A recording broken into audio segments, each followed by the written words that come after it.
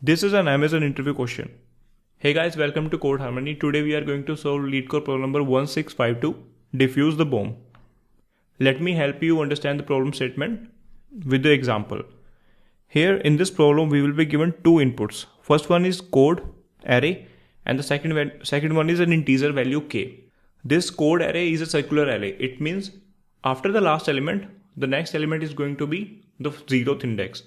And from the 0th index, if we go to the previous element, that previous element will be the last element.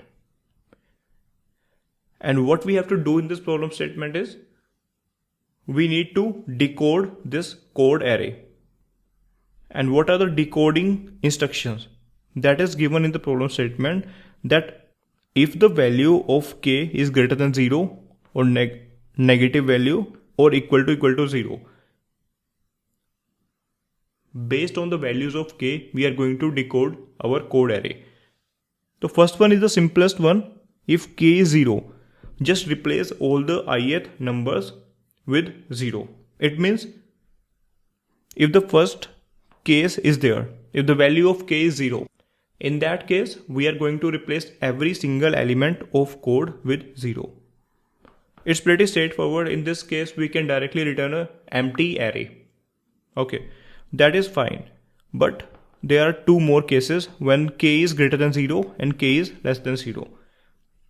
Let's have a look on the k is greater than 0 first. So if k is greater than 0, for every ith element, we need to take sum of the next k elements. As per our example input, we are considering value of k equal to 3 for this array. Let's say in this array, if I choose ith element, my next three elements are going to be I plus 1, I plus 2, I plus 3. Okay. So for 5, the next three elements are going to be 7, 1, 4. For 7, the next three elements are going to be 1, 4, and after that 5. Because this is a circular array. And after 1, what are the next three elements? 4, then 5, then 7. So one thing I want to ask you, what are the index ranges in any array of size n? If the array size is n, the indices from that in that array are going to be from 0 to n minus 1. Both are inclusive. Okay. So as the indices are going to be from 0 to n minus 1, I have to make sure that if I am incrementing the value of I plus 1, I plus 2, I plus 3, or you can say I plus k, then that value should be within the limits. Because ultimately the element is going to be accessed from the array. So let's say if I choose value of I equal to 3. In that case, the next three elements are 3 plus 1, 3 plus 2, 3 plus 3. But these indices are not valid. These should be mapped to the next element is 0, 1, 2. Okay. But here I am getting 4, 5, 6. As I require indices within this range, I need to take modulo with n. Because it is pretty straightforward. Let's say if I am taking modulo of any number with 4, what are the possible remainders? Let's say if I am dividing something with 4, what are the possible remainders? That can be either 0 if that is divisible by 4, or 1, or 2, or 3. These are the only option from 0 to n minus 1. So if I take modulo of these indices with n, I am going to get the actual index from this array. Okay. So as you have the actual index, you can directly calculate the sum and add that into the result array. Result array for ith index. Ith index from code is going to be the map to ith index in the result by using this formula. The next key element, I'm going to calculate the index, and the sum of those elements are going to be the value of result I. Okay. I hope that is clear to you. So what is going to be the answer? Let's make a dry run in this case. we have 5, 7, 1, 4 and value of k equal to 3. So for first element 1, 2, 3, 4, this is going to be my result. I am trying to fill my result. For first element, for 0th element, what is the value? 7 plus 1 plus 4. 8 and 4, which is 12. And for 1, what are the values? 1 plus 4 plus 5, which is 10. For 1, what are the values? 4 plus 5 plus 7, which is 16. And for this element, what are the next three values? 0, 1, 2. For third index, the next three indices are 4, 5, 6. But if I take modulus, that will become 0, 1, 2. 5 plus 7 plus 1, 13. So this is going to be my answer in this case. But if I tell you that in the cases where the value of k is less than 3, let's say in this example we are given value of k equal to minus 3. If the value of k is negative, in that case we have to go in the left direction. Let's say for index I will be first going to I minus 1 and then I minus 2, I minus 3. Okay, because the value of k was minus 3. Let me show you here. This is the array, and for, let's say, if value of I is 1, what are the values I need to pick for my result array? I minus 1 is 0 and I minus 2 is minus 1, I minus 3 is minus 2. These indices I need to choose. But as we have already discussed, indices in an array of size n are always going to be from 0 to n minus 1. So I also need to take modulo with n to make it between 0 to n minus 1. But how do I take modulo with negative value? If we are taking modulo with n, I will take modulo after adding n to the value. But why I did not add n in this case when k was greater than 0? Because all the values are already positive. So there is no need to do this kind of thing. So what I will do is, for I minus 1 or I minus k element, I will try to add n, and then if I take modulo, I will get the correct value. Let's say here n, value of n is 4. 4 minus 2 is 2 modulo 4. And 3 modulo 4. And 0 modulo 4. 2 modulo 4 is 2. 3 modulo 4 is 3. And this is 0. It means that if I am index 1, what is the previous element? Previous element is 0, and previous to previous that element is third index element, and then previous to that third index element is second index element. Okay, this is giving me the correct answer. Okay, I hope this approach is clear to you, but this is going to be the brute force, because in this case, first of all, we are iterating over the given array in order of n time, and then we are calculating sum of the next or the previous k element. So what is the time complexity here? Order of n into k. You have to take modulo of k. But what is the space complexity? I am storing my result or decoding in the result array of same size of code array. So you can take order of n as a space to store your result. Okay, I hope this approach is clear to you, but this approach is going to take time, as in every step at every ith index I'm going to, let's say when I am at I equal to 1, I'm going to, and value of k is greater than 0, which is 3, you consider. What are the values I'm going to consider for result? I plus 1, I plus 2, I plus 3. These are the values I'm going to consider. When I equal to 2, in that case, I will be considering I equal to 1, I plus 2i plus 3. What are the values? For 1 it is going to be 2, 3, 4. For 2 it is going to be 3, 4, 5. So here if you see that only one item is differ on every step, and the rest of all the elements, it means k minus 1 elements are always same in every step. It means if I reduce this k minus 1 time from my time complexity, I can get it done in order of n space. So for that we are going to use sliding window, but before that let's quickly write code for this approach, so you'll get more understanding on this brute force.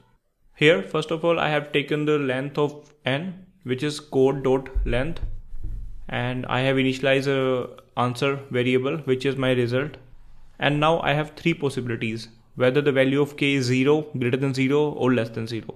If the value of k is 0, let's say k equal to 0, what we have to return? Return the array with 0 as every element. It means we don't have to do anything, just directly return result. Otherwise I was iterating over each element from 0, I less than n, I plus plus. If k is greater than 0, if k was positive, I was going to next k element, from I plus 1 to I plus k, and in the else case it is going to be the previous k element. For the next k element, int j is equal to I plus 1, and j for element with index I equal to 1, I will go to next three element, that is 2, 3, 4. I am starting with I plus 1, and from I plus 1 I will go till k elements and then j plus plus, from I plus 1 to I plus 1, and now I have to store this result in the ith index. And what is the result? Result should be plus equal to all of these values from code. Index we have, and I just have to take modulo with n. N is the size of this array. Okay, now these two cases are done. We are only left with one case, when the value of k is negative. If the value of k is negative, I need to start from index I minus k. When we chose the value as I went ahead and picked I minus 1, I minus 2 and I minus 3. So I'm starting with I minus k and I will be ending with less than I. Okay, so this idea is clear, and the value of k is negative, so you have to take care of this. J equal to I minus match.abs k, and j should be less than I and j plus plus. Result I plus equal to code index modulo n, and here in this case j is the index but j can be negative. So to avoid those cases when we are encountering negative indices, I'm adding extra n here. And now our approach is done. Let me try to run over sample test cases. Sample test cases are passed. I'm submitting the problem, but in this case there is one catch. We are solving it in n into k time complexity, and in every step k minus 1 elements are overlapping, so we have to reduce that time. Now we will try to solve it using sliding window, because if we go with the brute force, our time complexity is going to be order of n into k. So as we discussed, we have three possibilities of k. The one is k is 0, and the second one is k is greater than 0, and third one is k is less than 0. If k is 0, it's already clear to us that we have to return the result, empty result. All the elements are 0. Okay, so this is done. I'm not going to do anything in this case. When k is greater than 0, first thing is that we have to go through every single index. Indices are 0, 1, 2, 3. And we are starting from which index? We are starting from 0th index. And for 0th index, what is the range? We already know the range. The range is going to be, when k equal to 3, range is going to be this this and this. So range is always starting at this index and always ending at this index from left to right. And what is the value of left? When the k value is greater than 0, the left value is always 1. And it will be 1 in all the cases when k is greater than 0. And what is the r value? R value is 3. 3 is equal to k. It will be equal to k. This can be our initial window. And after every step. So we have captured value at I equal to 0 with this range. For I equal to 1, I will just increment 1 in the left and the right. I will just shift this range. So this range is from 1 to k. In the next case, it will be from 2 to k plus 1 and so on. Okay. So now we have our sliding window. We will just remove one element from the left and add one element at the right. And we are not doing any extra processing in this step. Just one iteration over the quotes array. But what is the case when the value of k is less than 0? Let's say in this case we are having value of k equal to minus 3. Even if the value of k is minus 3, we have to iterate over every single index in the code because we want to fill the result array from index 0 to 3. As we are starting from 0 index to 3, so first of all we will see what is the range when the index is 0. When the index is 0, what is the range? Minus 3, previous 3 element. And what are the previous 3 element? This is the one, this is the one, and this is the one. These 3 are the previous element. And as you notice, this range will always close on the n minus 1 element. And what is this value? This is n minus k. And what should be our left value? This should be my left value and this should be my right value. Because we are going to increment in the direction of integer.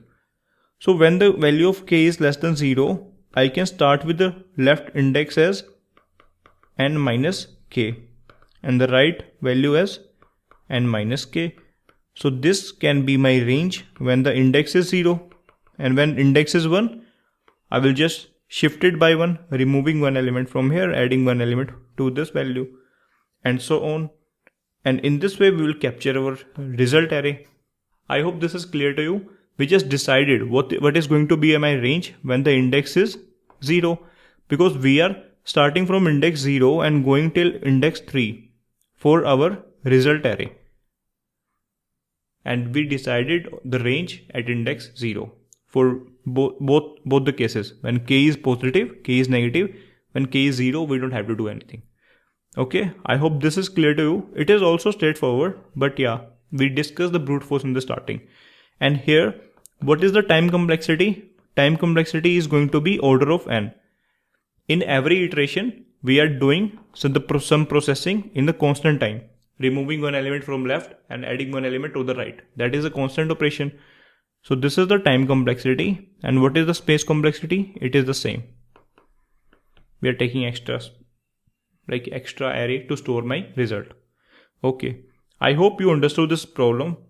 Now we will write down the code for this approach as well. In case you are not able to clear it, just try to watch the portion again, otherwise just comment down below. Now we will try to solve this using sliding window, and here I have initialized n. These are the same snippet from the previous code. N equal to code.length result array. If value of k is equal to 0, I can directly return the result.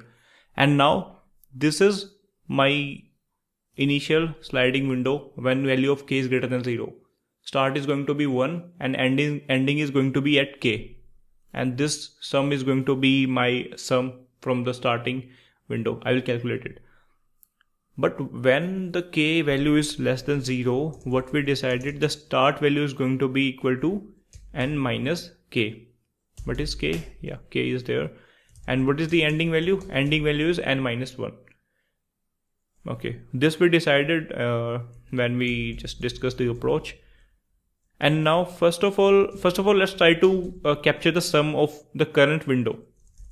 For int I equal to start, I less than equal to, and I plus plus. and the sum plus equal to code of I, and this is the sum. And now I will process my result array. For index 0, what is the value? Value of this range, the sum of this range. This I have calculated in this loop, and now I can directly store it. Result I is equal to sum. Now we have to shift the sliding window. Our sliding window size is already fixed. I have to shift it by 1. Remove one element from left. How do I remove? Sum minus equal to code, and what is the left part? Left part is start, and adding one element into the end. But here just try to take modulo, because these values, I have taken these range in such a case that I am always incrementing the value of these indices. So they will never go negative, they will always be positive, but they can cross value of n minus 1. So I will just take modulo in this case. You have shifted the range, and just try to update the start and end as well. Start plus plus and end plus plus. Updated the sum and shifted the range, and this sum will be added to the next value of I in the result. This is not result, this is res. Let's try to run over sample test cases. This is giving me the wrong answer. Okay, why it is giving me wrong answer? Because I am removing the element from the starting, but I have to add element which is end plus 1, not the end. We have to add extra element. End is from our previous window, but still the answer is not correct. What is the another mistake? Another mistake we have done is we have not taken the modulo in this case, because k value is negative, so we have to take care of that as well. If the k value is minus 3, I have to consider 3 in this case. Okay, now sample test cases are passed. I am submitting the problem. It got submitted successfully, and this time it is beating 100% of the Java submissions. Okay, hope you understood the problem. Thank you guys. Bye bye.